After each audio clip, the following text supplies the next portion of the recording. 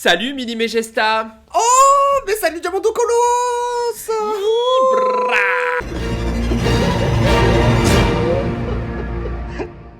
Comment ça va? On meurt de chaud. Voilà, ça y est.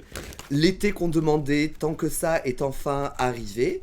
Et voilà, Oui. j'ai hâte l'automne maintenant. Mini Majesté, c'est la finale de Drag Race France saison 3. C'est la finale. Oh, c'est fou, c'est fou. Le temps passe. Il y a un peu moins d'1 an, on était moi à Toulouse et toi, je crois que tu étais déjà de retour à Paris en train de filmer la finale de la saison 2 avec le couronnement de Keyona. Et là, maintenant, here we go again. Le final, cette fois-ci, qu'on a pu partager ensemble. Et je dois dire que je suis très heureuse qu'on ait autant de moments d'écran. Oui, alors c'est vrai, j'allais dire, il n'y a pas que 11 queens merveilleuses qui ne sont pas nous, il y a 13 queens merveilleuses, dont nous. Dont nous, parce que vraiment, il y a pas mal de moments où on crève l'écran. Il y a vraiment des passages de toi qui sont splendides. Oui, on en reparlera, ouais. Mais alors, je porte mes émotions sur mon visage, visiblement. C'est génial. Mais bon, donc cette finale tournée au Grand Rex, qui de Léona, Lula, Ruby, Le Philippe va être sacrée nouvelle reine de France et va prendre la place de Keyona, vraiment. Nous, on avait déjà chaud, faim, froid, mal aux pieds. Peur. Quand l'épisode... Peur aussi. Quand l'épisode a commencé, quand le tournage a commencé, et c'est très drôle de revoir ce moment que nous on a vécu en direct live avec les petites différences. Aujourd'hui se jouent donc 2 finales, celle de Drag Race France saison 3 et celle de Drag FM saison 2. Ouais.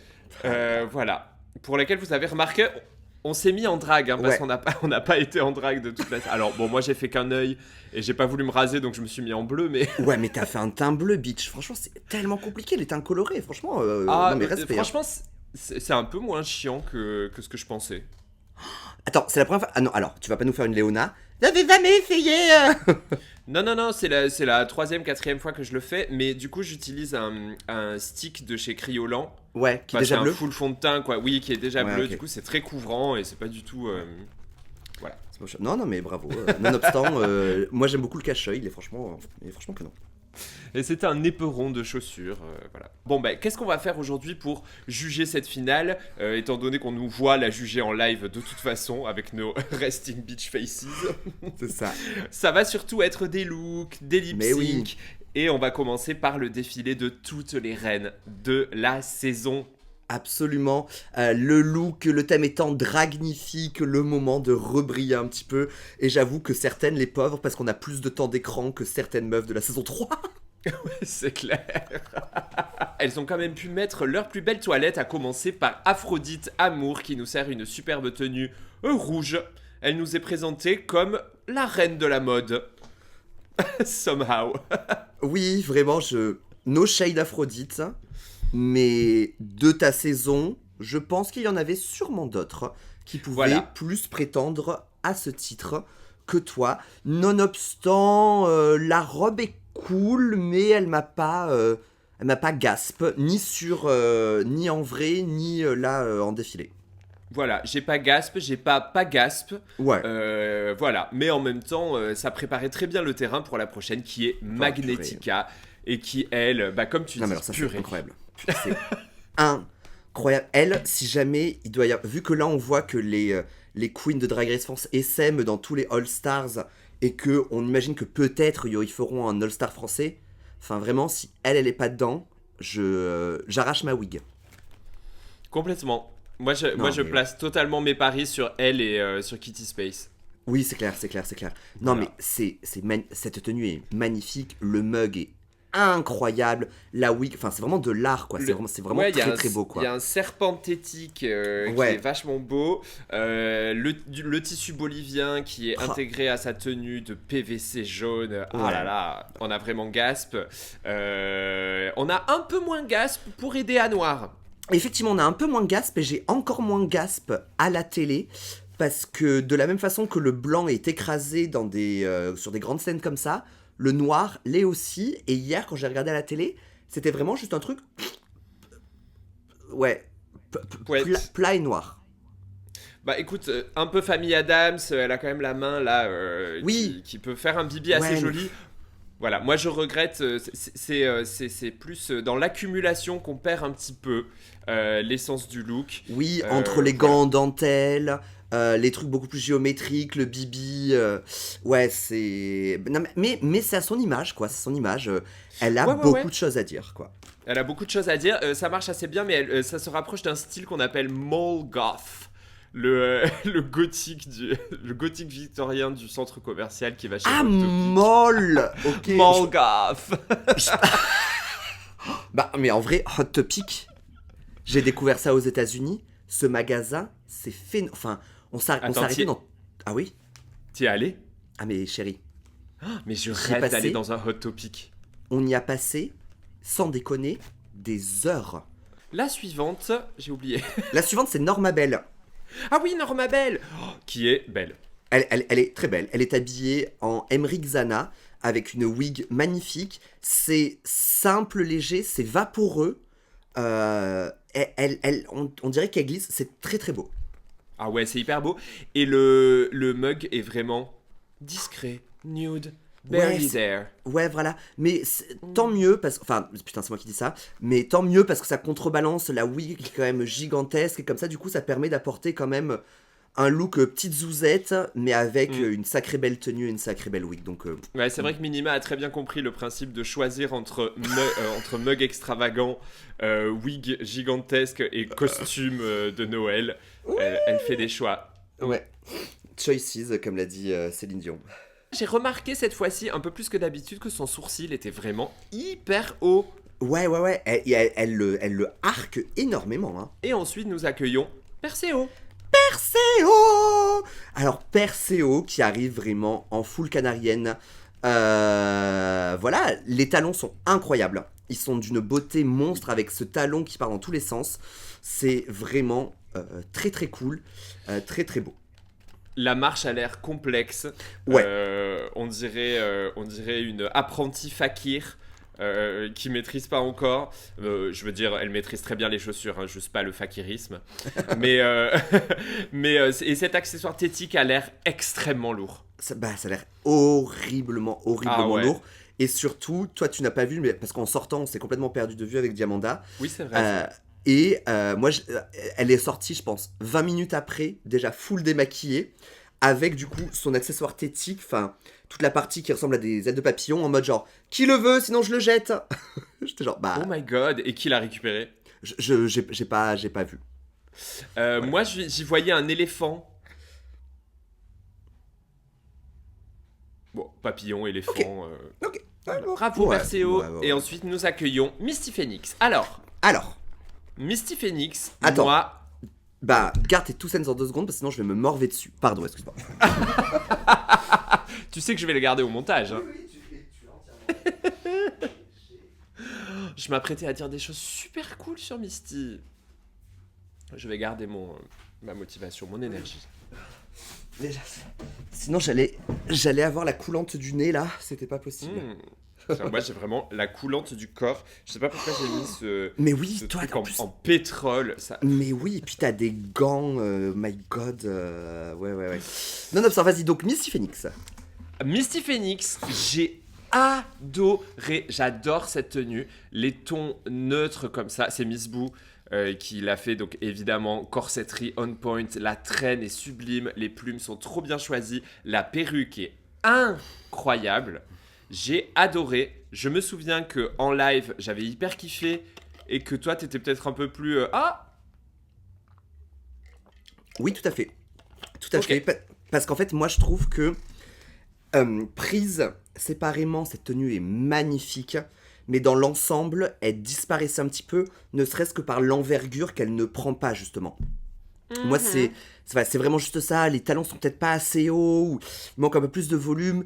Et du coup, ça faisait vachement petit sur la scène du Grand Rex, et surtout par rapport aux autres. Mais en soi, moi, les gants avec les plumes qui remontent derrière, les tons ocre de sa jupe et de la traîne, moi, je trouve ça magnifique. C'était vraiment en comparaison des autres. Et on arrive à notre top 4. Et alors là, le top 4 qui commence avec le Philippe. Et ça a été le Gasparina de la soirée. Gasparina de la soirée, une tenue contextuelle, la France qui souffre, mais qui finit par s'enlever le bandeau des yeux dans le contexte électoral. Moi, ça m'a pris. C'était génial. On s'est regardé avec Minima. Ah mais ouais, vraiment. En mode, on a fangirlé total. Ah ouais, c'était incroyable, surtout qu'en plus de loin et même à la télé, on avait l'impression qu'en fait elle avait pas coupé son lace et que c'était son lace en fait qui recouvrait ses yeux quand elle a sorti. Je sais pas là, je sais pas s'il y a une référence ou pas, le fait, tu vois, genre les épées, est-ce que ça référence quelque chose, quelqu'un, mais c'était d'une beauté, enfin, et la façon dont elle se déplaçait, elle zigzaguait sur la scène, c'était phénoménal. Incroyable. Moi, c'était exactement ce que j'aurais voulu que Léona fasse au premier épisode avec son look de Marianne. Oui. C'est-à-dire une France blessée, meurtrie, ouais, tout ça. C'est exactement. Je veux dire, voilà, ce qui définit quand même les Françaises et les Français, surtout les Français et les Françaises de gauche, ouais. C'est qu'on n'est pas des patriotes. On n'est pas très chauvines et on n'est pas toujours très fiers d'être françaises. Bon. Et du coup, non, vraiment, Philippe, bravo. La suivante, c'était Lula Strega. Et bah pour moi, Lula fait l'inverse. C'est-à-dire qu'en vrai, j'avais trouvé que c'était une très belle tenue. Et là, à la télé, j'ai hurlé. Tellement j'ai trouvé ça Ah, vraiment. Alors, moi, j'avoue qu'en live, je l'avais pas aussi bien vu. Ouais. Et du coup, là, en la voyant, j'ai trouvé ça vraiment incroyable. Un poil confus au niveau de la jupe et tout ça, mais associé à ce bustier là, non, c'est incroyable. Tu sais en quoi il est fait ce bustier? Donc c'est Mademoiselle Kiss qui a fait la tenue, enfin Mr. Q du coup. Le buste, c'est du cuir moulé. Oh, c'est incroyable, c'est incroyable. Voilà, effectivement, j'entends que le dessous soit un petit peu fouillis, tout ça, mais juste le bustier pour moi, sauf tout, et la wig, une wig Tsublou. Pouf. Ensuite, nous avons Léona Winter. Sur l'Instagram de Drag Race, ils sont pas mis dans le même ordre que à la télé, parce que nous, on a d'abord vu, je me rappelle, Léona avant Lula, et que tout le monde s'est dit « Putain, elle a vachement grandi, Lula !» Bitch stole my luck. Bah, on s'est tous regardé un petit peu en mode genre « Quoi ?» Alors, Minima m'a regardé en me disant « Mais attends, winter, ça veut bien dire hiver, non? Pas automne ?» Donc oui, effectivement, c'est une tenue automnale. Moi, je trouve que c'est un peu crafty. C'est un peu art and craft. C'est vraiment genre, je suis l'automne, donc je suis des feuilles mortes. Ich liebe nicht. Et j'ai des branches sans feuilles sur ma perruque. Je fais exprès de prendre sa voix de Chantal Goya quand elle a fait le roast, là. Ah oui. Non, mais c'est pas un Xana Don't, mais c'est un Xana repasse demain. Ouais, c'est ça, c'est un Xana bonne idée, mais en fait... mais bon, le temps nous apprendra que en fait, il y avait une raison pour laquelle elle a fait ça. Ruby on the Nail, qui arrive dans une tenue qui est faite par, tu me l'as dit. C'est Maison Nouandi, tout de blanc vêtu, et pareil, je trouvais que en vrai, c'était très joli, à la télé, c'était vraiment beau. Moi, à la télé, pareil, je m'en souvenais pas de ouf en sortant de la finale. Mais là, en le voyant à la télé, je me suis dit incroyable. Et en plus, c'est une espèce de petit recall de son look Nosferatu avec la petite référence à la fiancée de Frankenstein. Et wig, du coup, wig par Christophe Mecca. Voilà. Bah, c'est très beau parce que ça correspond pas à son esthétique. C'est un truc froid comme ça, vraiment glacial. Mais elle le vend. Moi, quand elle a marché sur scène, j'ai l'impression de la revoir un petit peu comme sur le runway Céline Dion, tout de blanc vêtu, et où elle vendait le truc, quoi. Elle vendait alors que ça reste juste une robe blanche, quoi. Oui, mais en fait, je tiens à remarquer aussi que la shape de Ruby sur l'intégralité de cet épisode est incroyable. Ah, mais phénoménal. Incroyable. J'ai tchatché avec Maison Nouandi, du coup, parce qu'il est en train de me faire une tenue aussi. Et il m'a dit, genre, quand Ruby m'a dit qu'elle voulait juste une robe blanche, je me suis dit, comment je vais rendre ça expensive? Et bah bravo, parce que you did it. Success. Et ben les voilà, Lady Queen. Il en manque une quand même. Il en manque une. Notre incroyable Nicole Poupée, Nicky Doll. Nicky Doll qui nous arrive dans une tenue baroque futuriste, vert, anis fluo, néon. C'est très joli. C'est très beau. Ah, mais moi c'est un full Xanadu quoi. Ouais, mais ça c'est ton truc. Ah ouais, c'est ma DA ça. Pas forcément la wig, un petit peu courte pour moi, mais le volume incroyable. Enfin, ça va incroyablement bien, mais moi je veux les chaussures. Robe. Ah putain, les pompes. Les stripper shoes, ça c'est du full minima. Oh, ces pleasers jaune fluo là, c'est incroyable. Elle nous gracie quand même d'un lip sync sur une partie de sa chanson, parole. Non, I Had a Dream, c'est ça. Et elle fait vraiment... la Corée à la RuPaul. À la RuPaul, oui. Vraiment, juste à bouger d'un côté et de l'autre. C'est obligé que ce soit une référence, c'est obligé. C'est la star qu'elle pensait être. On a toutes nos queens qui sont là, elles vont nous interpréter le tube toujours très confus de la saison qui est « Voulez-vous traquer ça avec moi ce soir ?» J'arrive pas trop à comprendre le couplet, le refrain, mais le « voulez-vous » il est bien, il est accrocheur, hein, mais je sais pas, ça me met pas assez de rubis sur mes ongles. If you know what I mean. Ah bah yes I do. Hein. Ça me met pas assez de lip sur mon fi. Du coup, on passe aux performances, hein, c'est ça ? C'est ça, c'est les performances. Hein. 4 performances avec donc chacune des queens de la finale. Une chanson qui a été écrite, composée, arrangée pour elles. Et qui va correspondre un peu à leur trajet dans la saison, parfois de façon subtile, parfois pas du tout. Parfois un enchaînement de catchphrases, et ça va être le cas de la première performeuse, ça va être le Philippe, qui va simplement redire ses confessionnals sur la musique. Sur sa chanson Hrvatica Baby, donc croate, bébé. Tant mieux qu'on l'ait vu à la télé, parce que sur le moment, je me rappelle qu'on s'est regardé en mode genre... Qu'est-ce qui vient de se passer ? Il faut savoir que sur le live, on n'entend pas. On n'entend rien. Ouais. C'est une espèce de grosse bouillie de son. Donc, du coup, on s'enjaille parce qu'on a plus ou moins le rythme, mais c'est quand même assez compliqué. Nous, on était au 3e rang, donc on voyait Philippe qui était devant nous, donc on était trop contente de l'avoir. Mais effectivement, c'est un enchaînement de catchphrases avec à l'est, à l'ouest, et où elle se plante. Elle se plante de bras. Et les moments où elle se plante, ils sont assez smart à la télé, et ils ont cadré que elle, pas les danseurs. J'adore. Non mais cette performance était hyper Philippe, et nous on était au drag show. Ah ouais. Franchement, nous on était au Philippe show. En vrai, moi j'ai trouvé ça à la fois hyper cool dans sa nonchalance. Oui, parce que en vrai, enfin, ils ont réussi à pas mal rattraper un petit peu quand même à la télé. Mais elle était pas en sync avec ses paroles parce qu'elle avait quand même beaucoup de spoken words dans sa chanson dur, quoi. C'est super dur et donc il y avait des moments qu'elle avait pas et au niveau tenue perruque très très cool.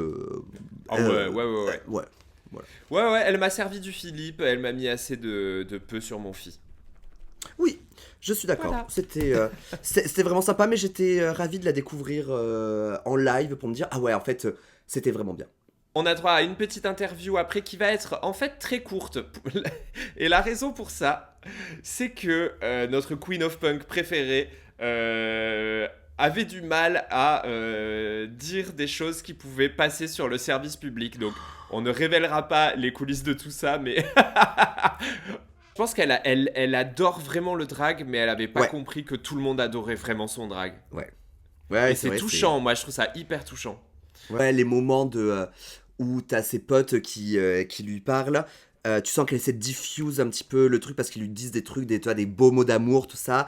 Et elle est pas capable d'entendre ça, encore moins sur la scène du Grand Rex, donc elle essaie de partir un peu. Mais bon, c'était assez impressionnant, surtout vu ce qu'ils en ont gardé.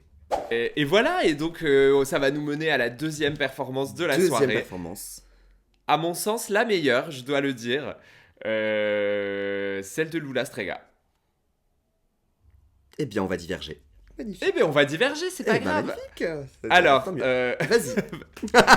Alors, moi, j'ai trouvé que Lula Strega avait produit une chanson qui était plus subtile. Enfin, plus subtile, je veux dire, elle prend son personnage, mais c'était pas juste des quotes de la saison. Autour du personnage sorcière, moi j'adore, on dirait, les Worlds Apart dans les années 90. La chanson est au top. Et effectivement, à la télé, la chorégraphie était un peu plus hésitante, mais je me souviens qu'en live, j'étais là, yes. J'aime le look, j'aime l'énergie, j'aime la thématique, ça me plaît quoi. Eh bien, je te rejoins sur le look, la thématique. Le look, c'est Ego Scorpion, Ego and the Queers qui lui a fait, et j'adore le côté bûcher. J'aime beaucoup. Par contre, effectivement, c'est Baila de Alliage, quoi, la chanson. Moi, je me rappelle que sur le moment, j'avais l'impression d'entendre Les démons de minuit. Et en fait, non. et je comprends que ça sorte un petit peu de sa DA, mais j'avoue que moi, j'aurais aimé qu'elle reste full. J'aurais aimé l'avoir sur un truc un peu plus, quand même dansant, mais un peu plus sombre. Enfin, je sais pas. Et pour moi, ils lui ont mis trop de choré. Enfin, elle enchaînait les portées. Et puis c'est des portées quand même, c'était insane. Le porté où elle monte sur les genoux pour ensuite monter sur les épaules, pour ensuite tomber en arrière. Et du coup, j'ai l'impression que ça l'a sorti un petit peu de sa performance parce qu'elle était tout le temps en train de réfléchir au prochain move, tout ça. Donc, moi, elle m'a pas emporté cette perf, ni par les paroles, ni par comment ça a été transposé. Il n'empêche que la thématique, tout ça était quand même très très cool, mais je trouve que ça collait pas. Il y avait trop d'éléments disparates qui collaient pas. C'est vrai qu'elle jouait un peu au Jenga sur la chorégraphie, mais en fait on a aussi vu l'année dernière, Poudani a produit un titre qui a été coécrit notamment par Loa Mercury et qui est un titre génial qui est la Poudanimité, mais qui est du coup un titre un peu plus Lana Del Rey, un peu plus trip-hop, un peu plus dans quelque chose d'assez sombre et tout ça. Et ça a été la même avec Bosco par exemple dans la saison 15 qui a fait un truc très Lana Del Rey. Ça ne marche pas à la finale de Drag Race. Il faut du boom boom. Il faut qu'on ait l'impression d'être au club, sinon les gens ils sont là. Cool, mais on a besoin du coup de 15 jours, 6 mois, 1 an pour se rendre compte que c'était la meilleure chanson. Oui, c'est littéralement ce qui s'est passé avec la Poudanimité, parce que j'ai l'impression qu'il y a un petit consensus, en tout cas dans mon groupe assez élargi de potes, qui se disent Madame Forever, elle est incroyable à écouter une fois, mais s'il y a une chanson que j'écoute en boucle, c'est la Poudanimité. Petit passage ensuite d'interview où là vraiment on a la Lula qu'on aime, qu'on adore. Elle a les larmes aux yeux en une demi-seconde quand Nikki lui dit mais tu sais que maintenant c'est toi qui, enfin genre l'art t'a sauvé, maintenant c'est toi grâce à ton art, tu vas peut-être aider des gens, et c'est cliché as fuck mais c'est beau et c'est vrai. Attends, moi je tiens à dire que et pourtant je suis pas une emo girl, enfin si mais pas comme ça. Pas dans ce sens. Quand c'était en live, je trouve qu'à la télé, la réflexion de Nikki, quand il montre le passage avec Woodkid et que elle dit maintenant c'est toi qui vas toucher quelqu'un comme ça. En vrai, en live, moi je me suis tourné vers Minimal, j'étais là. Ah ouais. Ouais. J'ai trouvé que c'était très très beau. Et là à la télé, c'est un peu dilué, mais franchement c'était une très très belle phrase. Sa maman et Ouna.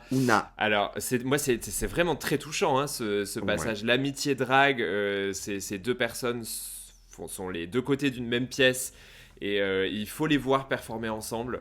Je suis sûr que Lula va emmener Ouna avec elle dans tout ce qui va lui arriver et c'est beau de voir ça.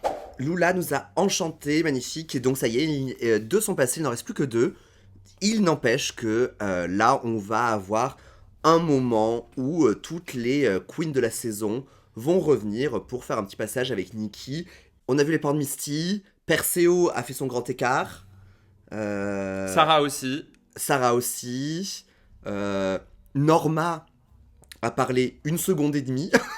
Ouais, complètement. Magnetica a dit de la compétition, ou ça, sachant qu'en fait, à la base, elle l'avait dit en anglais, elle dit competition, where, et que Nikki a dit il faut que tu la refasses, mais en français. On peut passer à la performance suivante, ça va être celle de Leona Winter. Alors, comment on en parle ? Comment on en parle ? Leona va nous proposer une chanson sortie droit du cœur. Qui s'appelle La Reine de Cœur. Voilà, qui s'appelle La Reine de Cœur, qui va lui permettre de faire un coming out séropositif. à la fois un acte courageux qui soulève des thématiques qui sont importantes à soulever à la télé, qui ont déjà été soulevées avant par Lolita Banana dans la saison 1. Soyons bien clairs que nous sommes à fond sur le message. Ça, il n'y a aucun problème. Maintenant que ça c'est dit. Maintenant que ça s'est dit, effectivement, dans le côté descriptif, moi je rajouterais qu'on remarque que c'est une chanson très très lente, effectivement, où elle ne va jamais trop prononcer. Enfin, on va lire le sous-texte de la séropositivité par l'énorme ruban rouge qu'il y a derrière certains moments de sa chanson, et par ensuite l'échange avec Nicky Doll. Mais pour des personnes qui vont juste écouter la chanson et qui ne sont pas au courant, enfin tu vois, genre qui connaissent pas tout ça, ça peut passer complètement inaperçu. Et c'est la seule des 4 finalistes à ne pas avoir eu de danseur.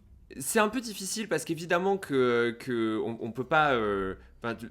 tout le monde maîtrise son coming out comme elle le veut. Mais effectivement, moi j'ai eu ce sentiment que les choses n'avaient pas été dites dans l'ordre ce soir-là. Et effectivement, je me souviens en live, en tout cas, ça nous a fait un peu bizarre d'accueillir ce coming out, alors même que on savait pas vraiment si elle allait venir en fait à la finale. Ouais, déjà. En fait, c'était déjà. Donc, elle est passée en 3e finaliste. Et donc, ça faisait déjà. On en était à plus d'1 heure d'enregistrement, quoi. Et tout le monde se demandait qu'est-ce qui va se passer, qu'est-ce qui va se passer, qu'est-ce qui va se passer, qu'est-ce qui va se passer. Quand elle est arrivée et qu'on entend le début de sa chanson, qu'il est en mode genre je parle beaucoup de moi, mais il y a des choses que je ne dis pas. Moi, je me suis dit, est-ce qu'elle va faire une chanson sur genre une chanson d'excuses, tu vois, genre qu'est-ce qu'elle va faire. Et en vrai, ma réaction, on me voit beaucoup pendant sa perf en plan, et je suis comme ça. On était 2 mérous. Énorme Bérangère parce que Léona et la prod, enfin, les personnes qui ont décidé que ça allait se passer comme ça, qui ont autorisé, qui ont produit, whatever, nous ont mis dans un hold-up émotionnel où, bien évidemment, que on soutient à fond Léona dans son coming out de séropositivité, parce que tout coming out, quel qu'il soit, est très compliqué et aussi dangereux. Il n'empêche que on se demandait tous ce qui allait se passer avec Léona, et là en fait elle nous a coupé l'herbe sous le pied, et maintenant ça va parler que de ça. Et ça a déjà commencé. Les réseaux sociaux, c'est horrible, qui ont commencé déjà, parce que donc on se rappelle aussi que Léona du coup a suivi une vague de haine folle. Elle a arrêté de poster sur les réseaux, elle a été débookée de tous ces événements, et donc c'était le moment de retour, quoi. Et donc ce moment de retour, c'est pour annoncer sa séropositivité, et même pas pour l'annoncer vraiment. Et donc moi j'ai des gros problèmes là-dessus, c'est qu'il n'y a pas le mot VIH, SIDA, séropositivité qui sont annoncés dans la chanson, et après dans l'interview avec Nicky Doll, elle va juste dire le mot séropositivité, mais enfin pas assez entendre parler, enfin pour moi ça va pas assez loin, c'est pas assez dit, et déjà sur les réseaux ça commence déjà à dire ah du coup Léona parce qu'elle a le sida on va tout oublier, et non, et c'est horrible parce que elle a pas le sida, et voilà, et en fait on se retrouve maintenant à devoir soutenir Léona contre toute la sérophobie qui est en train d'arriver, parce que bien évidemment que ça allait arriver, toute la sérophobie, parce que la sérophobie continue à être vraiment très prégnante, mais du coup c'est arrivé, comme tu l'as dit, dans le mauvais ordre. Riri, Fifi et Loulou ne sont pas tombés dedans, et on dit merci pour ton partage, parce que je pense que même pour Kiddy et Daphné, ça a dû être genre oh waouh, qu'est-ce qu'on fait ? Qu'est-ce qu'on dit ? Qu'est-ce qu'elle fait ? Et donc, elles ont dit merci pour ton partage. Maintenant, parlons de ce que tout le monde attend, c'est-à-dire parlons des accusations, parlons du blackface, parlons de l'appropriation culturelle. Et ce moment a été très bien géré.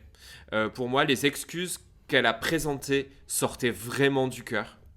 Je pense, mais bien sûr, c'est sûr.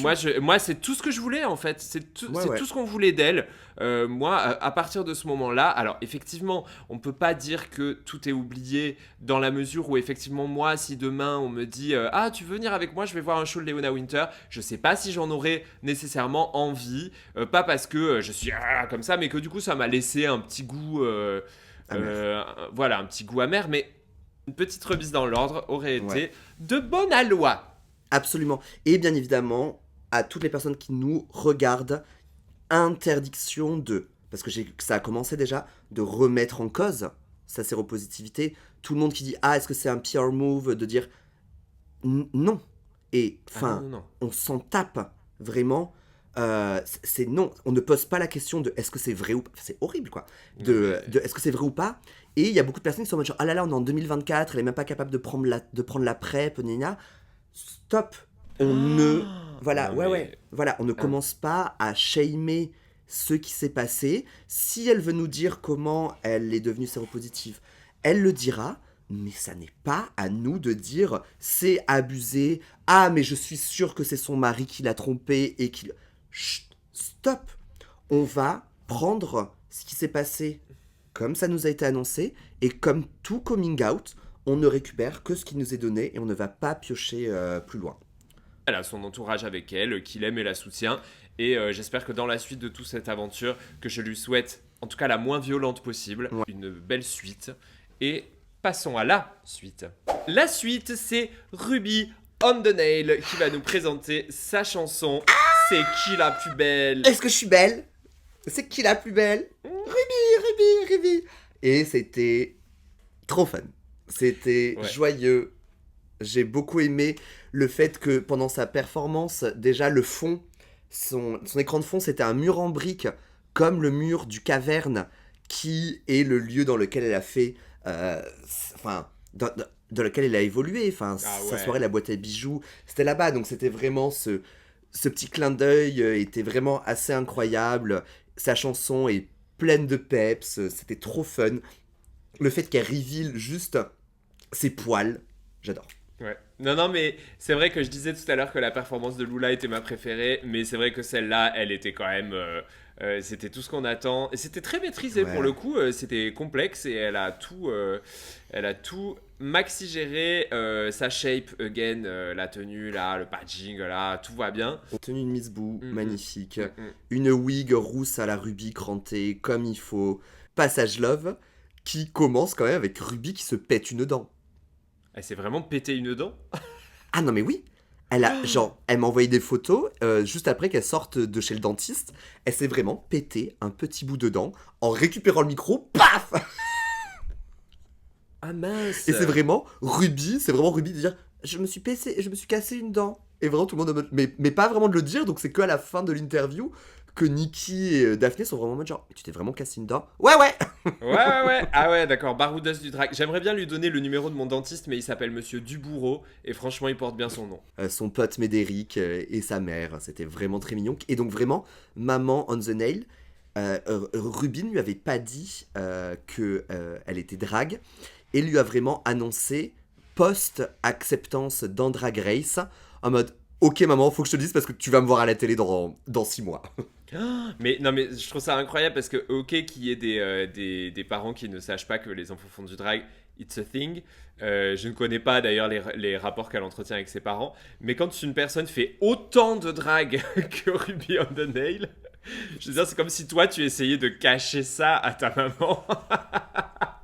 C'était très beau et en plus à la fin la mère de Ruby qui dit, et je pense qu'il y a quelqu'un qui si nous regarde, si nous voit, sera très heureux, tout ça. C'est splendide, c'est un rapport à son père qui n'est plus là. C'était trop cru. Ah ouais, moi aussi ça m'a... C'était trop beau. Globalement quand même, très content, ça remplit le contrat de ce qu'on demande pour une finale de Drag Race. Tout à fait, c'est une bonne finale. Nous, à ce stade-là du tournage, on est en nage, on se sent très mauvais. Moi, j'ai une fucking côte de maille sur la tronche qui m'appuie comme si j'avais un éléphant assis sur le bout du nez. C'est vraiment infernal. On s'est assis, debout, couché, lève la patte 800 000 fois. Les caméras sont braquées sur nous, donc moi, j'ai les zygomatiques comme ça.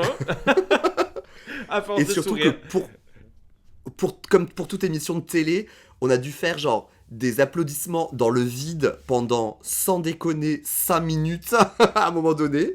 Ensuite, les mêmes applaudissements debout, en hurlant. C'est incroyable. Hein. Si vous avez l'occasion de vivre la finale en live, c'est phénoménal. Mais Faites-le. Ouais. Mais surtout, si vous le faites, écoutez les conseils de Minima. Parce que Minima m'a dit, mets-toi confort, pas de corset. Pas de corset. Non. Cette conne de Diamanda voulait vraiment faire sa tenue avec marqué Team Jurigi dessus parce qu'elle se croit plus maligne que les autres. Et du coup, je me suis retrouvé dans une tenue trop longue, trop chaude, trop chiante, trop corsetée avec une fucking wig. Avec une cotte de maille. Avec une cotte de maille sur la fucking tronche. Voilà. Bon. Et donc, nous allons écrémer ce top 4 pour qu'il devienne. Non. Quoi ? Avant ça, il y a l'élection de Miss Sympathie. Ah oui ! Miss Sympathie. Miss Sympathie, Miss Love. Donc, on a la Miss Sympathie de la saison 2, Moon, qui revient remettre son titre. Moon, qui, comme d'hab, hein, elle est magnifique. Alors, Moon, elle est magnifique. Moon, elle a tout gagné. Ouais. Moon, elle a tout gagné. Tout le monde adore Moon. Moon est adorable. Moon est trop sympa. Moon a des messages à faire passer. Moon est badass et Moon est sublime. Oui, et puis Moon prend soin des autres. Enfin, moi, là, entre ces histoires de flammes, de néo-nazis arrêtés, tout ça, elle m'a toujours envoyé des messages pour prendre des nouvelles de moi. Enfin, vraiment... Non, mais d'ailleurs, cette histoire, girl. Non, mais alors, girl.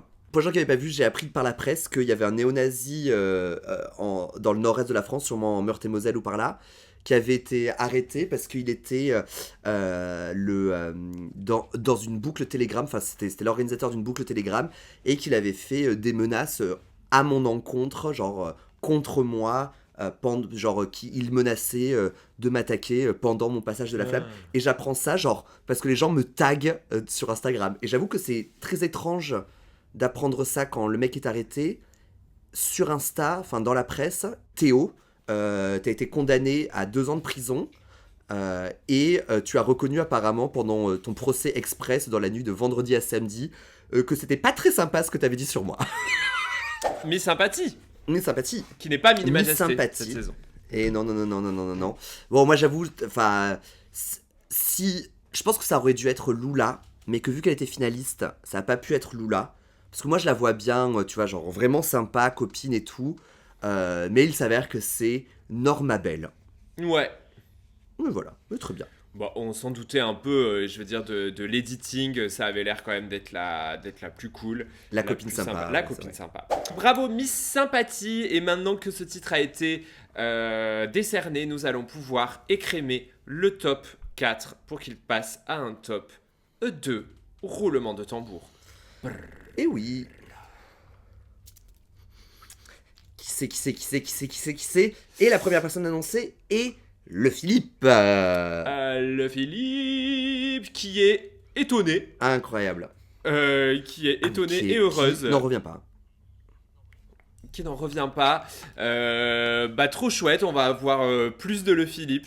La deuxième personne qui est annoncée sera Ruby on the Nail. Ruby on the Nail. Alors, vous savez que j'ai perdu 10% d'audition au moment de l'annonce de Ruby on the Nail parce que ce n'est pas un secret.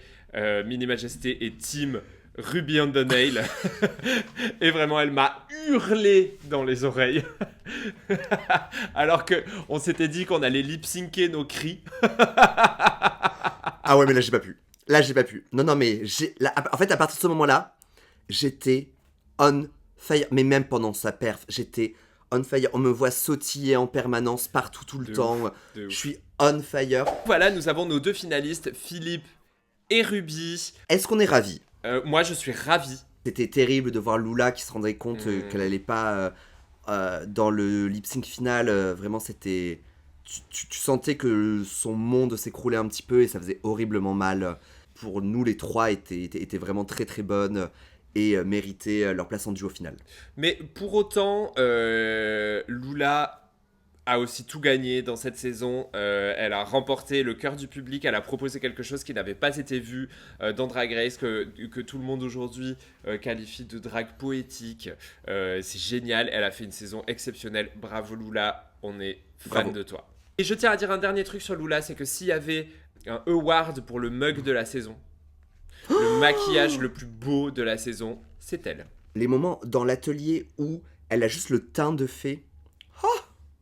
Oh, c'est d'une beauté. Bravissimus Rex, Lula. Bravo, Léona. Les deux, bravo. Vous n'avez pas démérité. Félicitations. Le Philippe et Ruby on the Nail qui vont se préparer pour un lip sync qui s'annonce Legendario. Legendario, olé, olé, olé.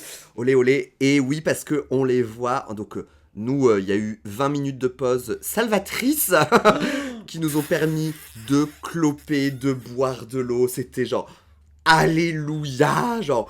Et de discuter déjà un petit peu de ce qui s'était passé, sachant qu'au début, ils voulaient pas nous laisser sortir pour aller fumer, mais que la pression du peuple a fait que on est sorti, on était même sur le trottoir, c'était vraiment genre YOLO, quoi. Ouais, tu ne vas pas empêcher 200 drag queens de fumer et de boire. Ah non, non, non. Ah, c'est clair, on en a trop besoin. Et donc, on revient sur scène avec donc Nikki qui arrive et avec les deux finalistes. Donc, on a Ruby et Darth Maul, non pas Darth Maul, mais Palpatine qui rentre sur scène. Oh mon dieu, attends, est-ce que j'ai une rêve que toi t'as pas? Oui. Tu sais pas qui c'est? Yes. Ce jour est enfin arrivé. Non, c'est vrai. C'est quoi, Marvel? My God. Oh, attends, laisse-moi. J'apprécie le moment. Il est tellement rare. J'ai zéro idée de quoi t'es en train de parler. C'est Star Wars. Star Wars, ok. Ouais, bon, bah Darth. Non, Palpatine. C'est un des gros méchants et il a pareil, on voit jamais qui c'est, donc il a une grosse cape comme ça qui arrive et qui révèle juste le haut. Donc on a Palpatine et une ménagère 60s. Alors d'un seul coup, Philippe est passé d'une taille 36 à une taille 42, donc on se dit il va y... Ruby pareil. Ruby est en mode genre je fais du 48 maintenant. Voilà, désormais je fais du 48, donc ciao les nazes, évidemment qu'il va y avoir des choses qui vont se passer, mais c'est ce qu'on attend d'un lip sync final et on a surtout hâte de voir ce que ça va être ce lip sync final. Moi j'avais parié sur du France-Gall. Moi j'avais parié sur du Mylène, hein, c'est ça? Non, surtout sur Voyage, sur Voyage, exact. Et il se murmurait aussi que Starmania pourrait être dans les clous. Il y avait des gens qui disaient Aya Nakamura, j'étais en mode genre, franchement, il n'y en a aucune qui peut faire du Aya Nakamura. No shade, mais alors vraiment, ça sera gênant. Non, ce sera très gênant. S'il vous plaît. Non, en fait, moi je suis persuadé que la rumeur qui dans la salle disait ça va être du Starmania, c'est nous qui l'avons commencé et qu'ensuite elle a fait le tour de la salle pour te revenir via Emmerich Zana qui te dit apparemment il y aura peut-être du Starmania. Donc ça n'a pas loupé, c'était ni l'un ni l'autre, ni le troisième, c'était Céline Dion, I'm Alive. Alors moi j'adore que Drag Race France contourne les règles pour pouvoir faire de l'anglais, pour avoir une belle finale qui marche bien à l'international. Bah ils ont 100% raison quoi, il faut que ça puisse se voir à l'international et donc bien sûr. L'année dernière Titanium ça avait été un très bon choix. On est à la finale, on est en live et on voit la Stepford Wife et Palpatine, qui sont en train d'attendre et ça dure des plombes. Vraiment, Ruby elle est comme ça. Tu te dis quand ça va commencer. Et effectivement, on a oublié de parler de l'intervention de Jackie Cox et de Jan. Une intervention tellement fully random, c'est vraiment l'empreinte carbone la moins nécessaire de la planète. Surtout qu'on les avait aperçus dans la salle avant, mais sans trop savoir que c'était notre genre. Ça y est, on y est. C'est maintenant que tout se joue. Minima, on va devoir parler du lip sync final. On va devoir parler du lip sync final. La dernière fois. Le moment qui a été aussi stressant hier en le regardant à la télé que sur place où on était vraiment genre... Je savais pas où donner de l'œil. En tout cas, on peut remarquer que il s'agit de deux performances qui sont réalisées l'une à côté de l'autre. Elles ne sont pas ensemble, elles n'interagissent pas l'une avec l'autre, elles sont chacune dans leur délire. J'ai un petit Bérangère de me dire putain, ça avait été Lula, ça aurait été incroyable parce qu'elles sont tellement copines, Ruby et Lula, que même si elles avaient toutes les deux prévu des choses de leur côté, il y aurait eu un moment de symbiose, les deux, ça aurait été magnifique. Nonobstant, le lip sync final est ce qu'il est. Philippe commence directement à bouger, c'est là qu'on voit vraiment la différence parce que Ruby va rester statique pendant tout le début et Philippe va commencer à faire son Philippe et à faire des petits pas de bourrée un petit peu partout quoi. L'orage est en train de gronder chez Ruby, mais en attendant que ça pète, Philippe prend un léger avantage parce que en fait elle s'anime complètement et ça c'est vraiment Philippe qui dit, mais moi je suis là pour faire du Philippe en fait. C'est ce moment-là où elle prend l'avantage et où pour moi, Ruby arrive à regagner l'avantage ensuite en réel, mais à la télé, je trouve que c'est Philippe qui garde, qui va garder l'avantage du début jusqu'à la fin. Philippe va nous proposer 2 reveals, enfin 3 ou 4 en fait, mais du coup que moi personnellement c'est exactement ce que j'attends de le Philippe, c'est-à-dire elle révèle elle passe d'une toute petite robe à une autre toute petite robe, tout ça pour enlever cette deuxième petite robe et revenir à la première, c'est hilarant. Non mais non, elle enlève d'abord une première fois la robe pour révéler la même en dessous. Ah, je l'avais pas vu. Mais si. Mais non, mais parce qu'hier en fait j'ai pas pu regarder l'épisode, je me suis endormi. Ah non mais... tu as raison. Non mais il était 4h du matin. Ouais, non mais tu m'étonnes, bitch. Elle fait un premier reveal où elle reveal la même robe. Incroyable. Ah, mais du coup, c'est encore plus génial. Génial. Elle reveal ensuite une robe dorée, cool, tout ça, pour ensuite l'arracher et revenir sur sa première robe. C'est génial. On va moins se voir à la télé, mais elle va enlever ses gants aussi, et une espèce de poudre qui en ressort. Mais bon, ça c'était pas smart parce qu'avec la chaleur, tout était collé à ses mains. Oui, mais c'est à la fois très le Philippe d'avoir un reveal qui n'est pas des paillettes, qui est de la poussière. De la poussière. Et à côté de ça, on a Ruby qui se révèle en Jeanne d'Arc. Les gants. Les gants. C'est simple, efficace, ça marche. Un poil Michael Jackson pour moi, mais... Le Philippe commence à prendre l'avantage là-dessus.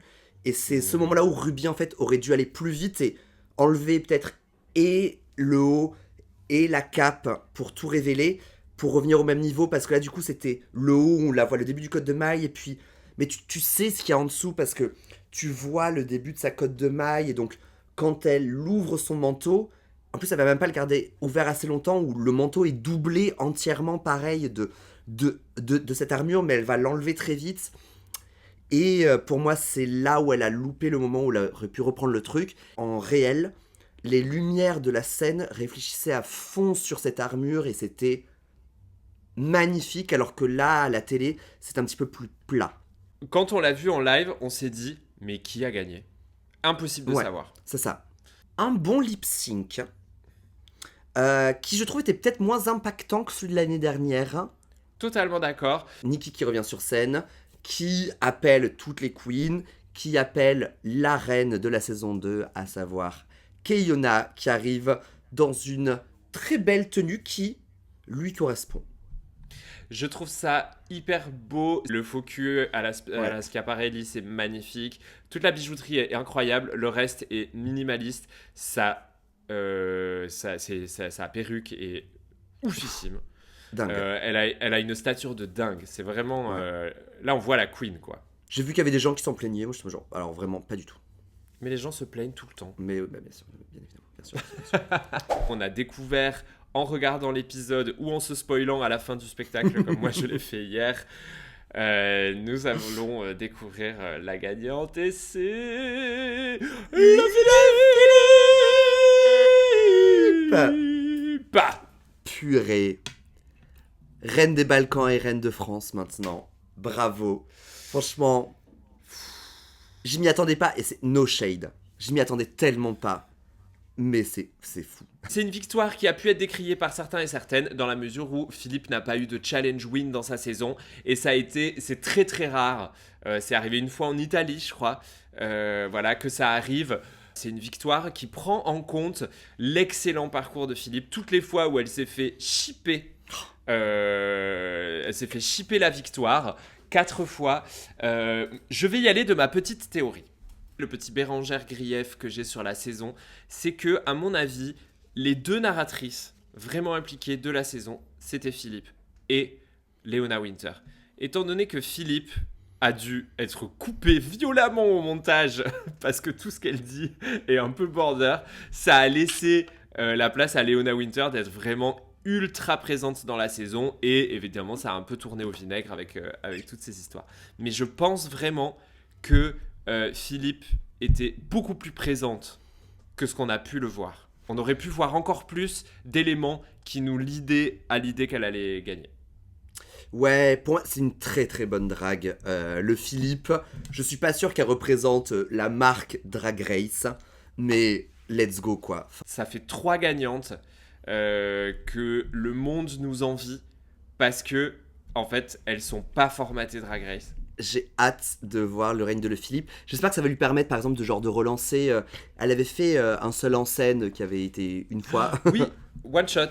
One shot, et donc je me dis, j'espère que ça va lui permettre de le relancer. Enfin, peu importe ce qu'elle en fait, c'était vraiment une fan favorite, donc bravo. Enfin, c'est bien joué de l'avoir fait gagner, bien évidemment. Moi, je voulais que ce soit Ruby. Il n'empêche que je suis très content que ce soit le Philippe. Team Philippe, mais quand même full Team Ruby. Je suis ravi d'avoir perdu de l'audition parce que Minima te cheer on. Parce que tu le mérites, tu as donné sa chance à énormément de personnes qui aujourd'hui brillent dans le drag en France. Franchement, bravo pour tout ce que tu fais, bravo pour la commu, bravo pour la personne que tu continues d'être, gentille, partageuse, généreuse, passionnée. Bravo pour tout ce que tu fais. En fait, tu as tout gagné pendant cette saison, tu as tout gagné pendant cette finale. La suite, ça va être génial et je suis sûr que tu vas emmener tellement de monde avec toi que moi j'ai trop hâte de voir ce qui va se passer. Ah vraiment, c'était Tattoo, all the things she said, hein, vraiment, c'est exactement ça. Pardon, je monopolise la parole sur Ruby alors que tu la connais beaucoup mieux que moi. Mais, peu importe, de toute façon, je lui ai déjà tout dit en DM. Donc, non mais exactement pareil. C'était phénoménal, Ruby, vraiment incroyable. Donc, et shout out à toutes les meufs qui nous ont fait encore une très belle saison. Et merci à la prod de Drag Race ou merci les JO de nous permettre d'avoir un mois d'août sans Drag Race.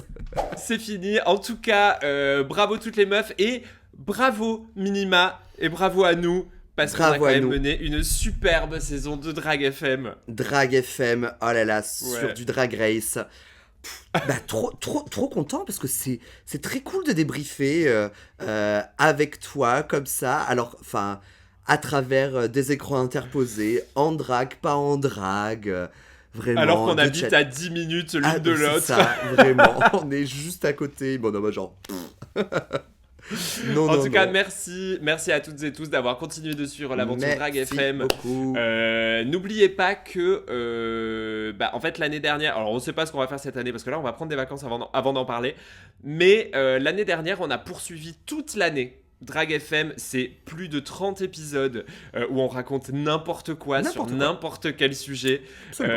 Et vraiment, il y a des épisodes qui sont hilarants. Je ne sais même pas quel est mon préféré. Ouais. Ah ouais. Je crois que celui sur le cosmos, les crêpes. Ah ouais. C'est ce que je voulais dire, genre les crêpes et le cosmos. Crêpes et cosmos, franchement, allez les regarder. Celui où genre Diamanda m'a dit on va faire des crêpes aujourd'hui. Je me suis dit oh là là. Si on vous manque déjà, n'oubliez pas qu'il y a tous ces épisodes-là qui sont à regarder. Et dans tous les cas, on se retrouve individuellement et ensemble à la rentrée. Parce que on est toujours fourrés dans les jupes l'une de l'autre. Donc, mais oui, bien sûr. Voilà. Et n'oubliez pas de prendre vos places pour mon spectacle solo Spleen qui aura lieu à partir du 13 novembre et une fois par mois pendant 4 mois. Je vous vois, il y a déjà des billets qui sont partis, je vous remercie, mais il faut qu'on en vende 1 milliard. Donc allez-y. Et voilà, c'est la fin. Merci Diamanda, merci à vous. Continuez à nous regarder, cœur sur vous. Et comme l'a dit le Philippe, vive la nonchalance, vive la France, vive les femmes trans. Let's go baby. Let's go baby. Au revoir tout le monde. Bye.